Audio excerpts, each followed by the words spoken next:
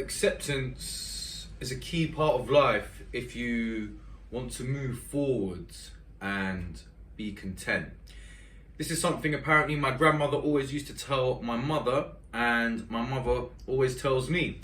And it's a point that I'm going to explore today in today's video, because I feel acceptance when you've got, bipolar, cyclothymia, or any other mental health condition for that matter, is very important.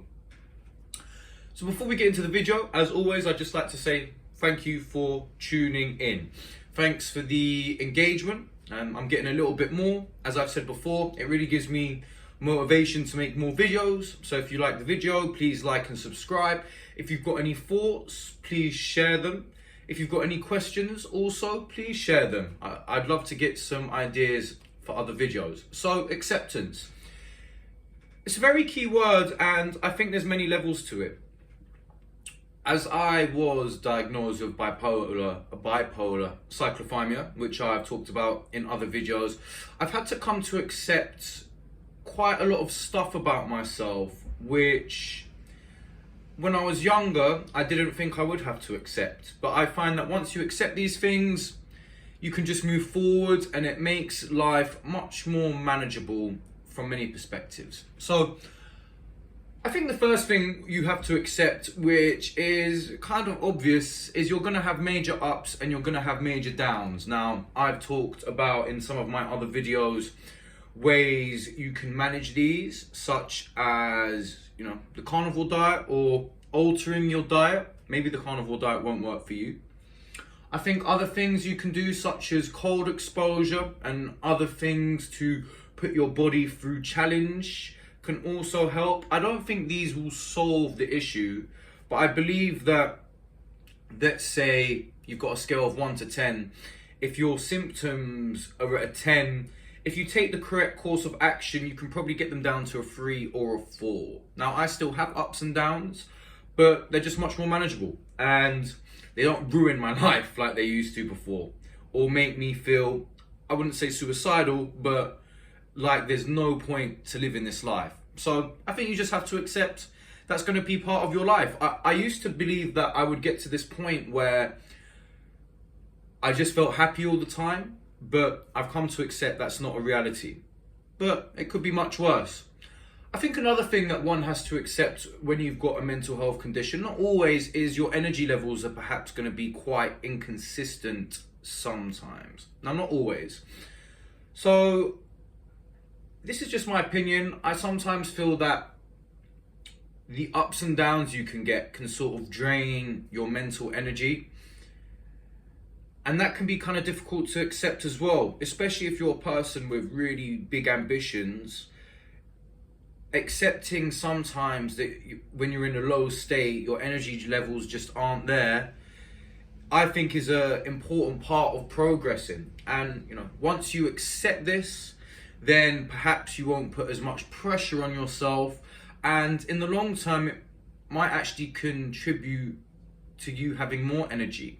I sometimes feel that this was my experience anyway, is I like to be go all the time, be productive, train really hard and things of that nature. But I've just come to accept that when I'm in a really low state, that if I need to just take a day where I'm not really doing anything and I just sort of want to chill out and read and do other very simple things, that's okay. And that's probably been, for me, the biggest thing to accept, is I can't just go all the time. Sometimes I've got to take my foot off the gas and just allow my mind to get to where it needs to be in order for me to take the next steps towards wherever it is I want to go. Sorry, my nose is a little bit runny today.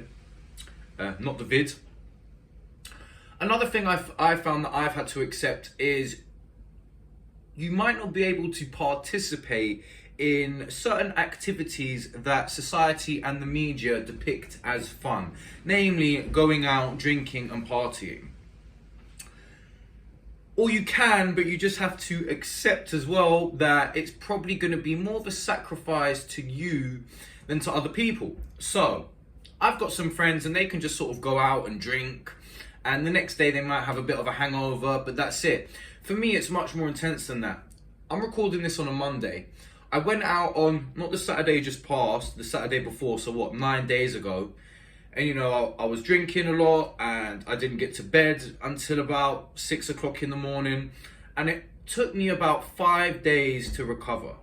Now, didn't have a hangover for 5 days, but I just felt a bit discombobulated.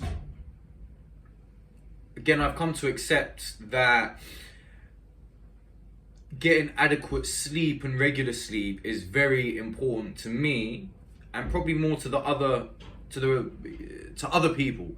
Again, I put this down to having bipolar cyclothymia, because as I've mentioned in other videos, routine is very important to help keep my mind steady. But accepting that going out and partying aren't, you know, good for you, well, it's not good for anyone, but particularly not good for you, can be quite challenging. You know, I want to be able to go out and just have a few drinks and get home at 2 o'clock in the morning and not worry about it. But unfortunately, that's not the reality. And you have to learn how to manage these things. You know, you watch these adverts of people going on holiday and drinking and they're all smiling and, hey, this is the answer. But when you've got, you know, a mental health condition, I really don't think it is. I think the opposite is true. So accepting that, you know, certain things you're not going to be able to do, or you can do them, but you're going to have to sacrifice more than the average person. Again, that's just part of life when you've got a mental health condition.